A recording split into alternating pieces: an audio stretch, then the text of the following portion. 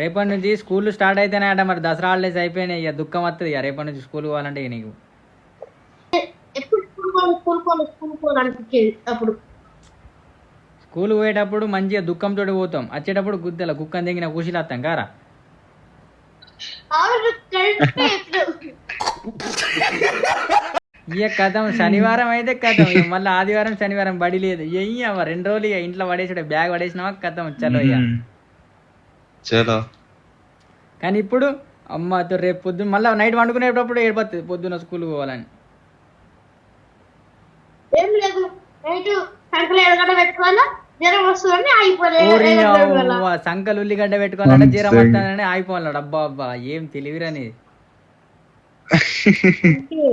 జ్వరం వస్తుందని చెప్పి అమ్మకి చెప్తే కదా సంకలు ఎడ నేర్చినవరా, సంకలు ఉల్లిగడ్డ పెడితే జ్వరం వస్తుంది, గుద్దల కట్ట పెడితే ఏడు సత్తది అని. నిజం చెప్పాలంటే ఆ స్కూల్ అని పెట్టుకొని ఎట్లా సంపాదించా